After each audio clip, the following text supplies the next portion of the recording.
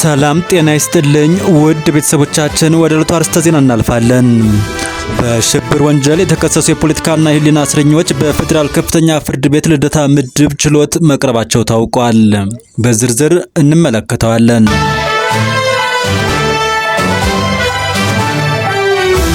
ወልዲያ ከተማ ውስጥ በሚገኙ በርካታ የአብነት ተማሪዎች ከቤተ ክርስቲያን ቅጥር ግቢ ውስጥ ታፍሰው እየተወሰዱ መሆኑም ታውቋል። ሁለቱንም በዝርዝር እንመለከታቸዋለን።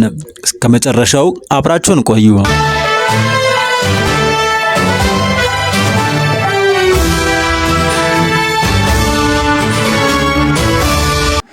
ቀዳሚ ወዳደረግነው መረጃ ስናልፍ በሽብር ወንጀል የተከሰሱ የፖለቲካና የሕሊና እስረኞች በፌዴራል ከፍተኛ ፍርድ ቤት ልደታ ምድብ ችሎት በትላንትናው ዕለት መቅረባቸው ታውቋል።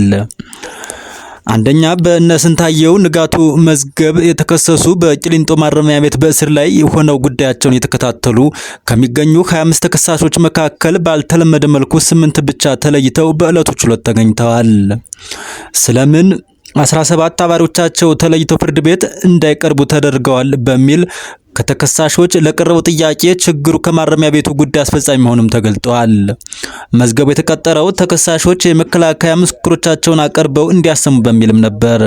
ይሁን እንጂ ተከሳሾቹ ተሟልተው እንዲቀርቡ ባለመደረጉና የመከላከያ ምስክሮቹንም ለማዘጋጀት በቂ ጊዜ በማስፈለጉ ተለዋጭ ቀጠሮ እንዲሰጥ ተጠይቋል። በተጨማሪም አቃቢ ሕግ ከክሱ ጋር በሲዲ የያዘውን ማስረጃ ለማዳመጥ በማረሚያ ቤት በኩል ምቹ ሁኔታ አልተፈጠረም። በመሆኑም ፍርድ ቤቱ ትዕዛዝ እንዲሰጥ የሚል ጥያቄም ከተከሳሾች ቀርቧል። ፍርድ ቤቱም ከተከሳሾች የሲዲ ማስረጃውን እስካሁን አለማዳመጣቸው ችግሩ የጠበቆች መሆኑን በመግለጽ ሳይቀበለው ቀርቷል።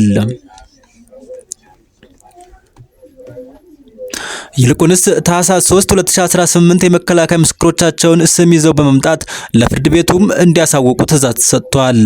የአቃቢ ሕግ ሲዲ ሳያዳምጡ ምስክርነት አሰሙ ሲል ፍርድ ቤቱ ማዘዙ ግን በተከሳሾች ዘንድ ቅሬታ መፍጠሩን ለማወቅ ተችሏል። ከተከሳሾቹ መካከል የቸርነት ምስክሮች ተዘጋጅተው በቅርብ እንደሚገኙ ጠበቃ በኩል በመገለጹ ህዳር 25 2018 ዓ.ም እንዲያስመሰክር ቀጠሮ ተይዞለታል። በመጨረሻም በዕለቱ በችሎት ያልተገኙ በዋስትና ተፈተው ጉዳያቸው በውጭ ሆነው ሲከታተሉ የነበሩ 4 ተከሳሾች ተይዘው ወደ ማረሚያ ቤት እንዲገቡም ሲል ፍርድ ቤቱ ትዕዛዝ ሰጥቷል።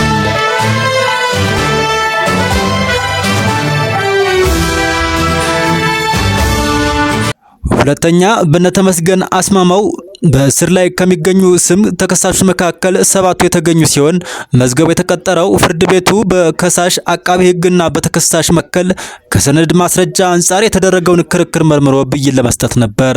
ይሁን እንጂ ፍርድ ቤቱ ከ6 ተደጋጋሚ ጊዜ ቀጠሮ በኋላም ብይኑን ባለማጠናቀቁ ለሰባተኛ ጊዜ ለህዳር 29 2018 ዓ.ም ተለዋጭ ቀጠሮ ሰጥቷል።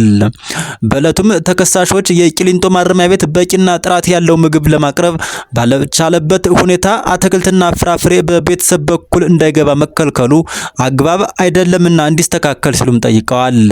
በማረሚያ ቤቱ በኩል ከበሽታ አንጻር ከጤና ሚኒስቴር በተሰጠ መመሪያ መሰረት አትክልትና ፍራፍሬ እንዳይገባላቸው መከልከሉም ፍርድ ቤቱን ገልጸዋል። ይህ ውሳኔ ፍትሐዊ አይደለም ያሉት ተከሳሾቹ አሁን ላይ ማረሚያ ቤቱ የሚያቀርበው ምግብ አይደለም ለሰው ልጅ ለውሻ እንኳን ለማቅረብ ይከብዳል። ተቋሙ ለከፍተኛ ረሃብ ተጋላጭ እንድንሆን አድርጎናል። በአስቸኳይ ሊስተካከልልን ይገባል ሲሉም ለኦሎግሶን አንድነት በላኩት መረጃ አስታውቀዋል።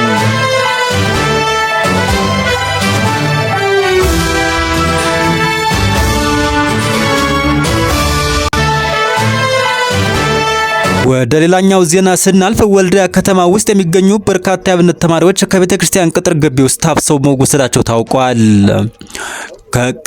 በቅርብ ወራት በርካታ ከተሞች ውስጥ ወጣቶች ከየመንገዱና ከስራ ቦታ እየታፈሱ ለስልጠና ወደ ካምፖች እየገቡ እንደሆነም በተደጋጋሚ ያወጣናቸው መረጃዎች ጠቁመዋል። አሁን ከወደ ወልዲያ የደረሰን መረጃ እንደሚጠቁመው በርካታ የአብነት ተማሪዎች ባሳለፍነው ሳምንት ከቤተ ክርስቲያኑ ቅጥር ግቢ ውስጥ ታፍሰው ተወስደዋል።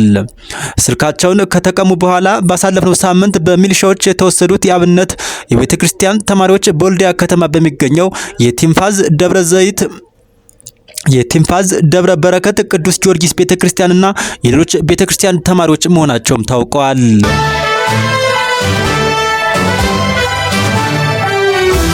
ቲንፋዝ ደብረ በረከት ቅዱስ ጊዮርጊስ ቤተክርስቲያኒቱ ተማሪዎቹ እንዲለቀቁ በደብዳቤ ብትጠይቅም እስካሁን ምላሽ አልተገኘም። አፍነው የወሰዱት የሚሊሻ አባላት በወሰዱት በእያንዳንዱ ተማሪ 7000 ብር እየጠየቁም ይገኛሉ በማለት አንድ ስም እንዳይጠቀስ ያሉ ጉዳዩን በቅርብ የሚያውቁት ምንጮች ጠቁመዋል።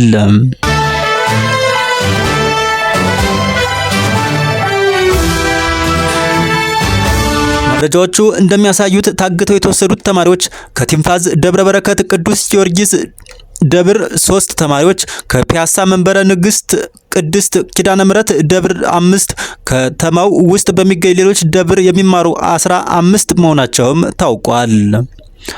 በአጠቃላይ ከ23 በላይ ተማሪዎች ተወስደዋል ያሉ ሲሆን አሁን ላይ በከተማው ውስጥ በሚገኙ አንድ ቀበሌ ውስጥ ታስረው እንደሚሆንና ከቤተክርስቲያኑ አካባቢ ሰምተናል በማለት ሌላኛው የከተማው ነዋሪ ተናግረዋል።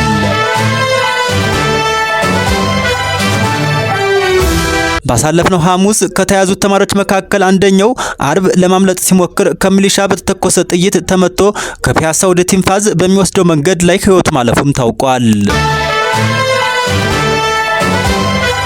ስለ ጉዳዩ ፖሊስ ሲጠየቅ እኛ የለንበትም፣ የምናውቀው ነገር የለም ይላሉ በማለትም ምንጮቹ አስረድተዋል። በሌላ በኩል አዲስ አበባ ከተማ ውስጥ የሚኖሩ ኤርትራውያን ስደተኞች ታፍሰው ከተወሰዱ በኋላ ነፃ ለመሆን እስከ $1000 እየተጠየቁ መሆኑንም ጥቆማዎች እየደረሱን ይገኛሉ። ካሁን ቀደም ወጣቶቹን የደህንነት ስጋት ነው አጣርተን እንለቃለን ብለው ይለቋቸው ነበር። አሁን ግን እስከ $1000 እየተጠየቅን ነው። ገቢው ለማን ነው? ምክንያቱስ ምንድነው? ፖሊስ ጣቢያዎች በገንዘብ ሊቀጡ ይችላሉ ወይ?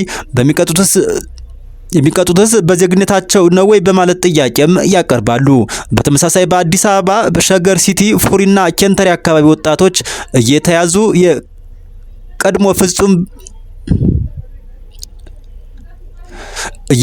የቀድሞ ፍጹም በላይ ሆቴል እና ወጣቶች ማዕከል ውስጥ እየታሰሩ መሆኑ ታውቋል። ብዙዎችም ከክፍለ ሀገር ስራ ፍለጋ የመጡ መሆናቸው የታወቀ ሲሆን ቤተሰብ ለማስለቀቅ እስከ 30,000 ብር እና 50,000 ብር እየተጠየቀ መሆኑም ተሰምቷል።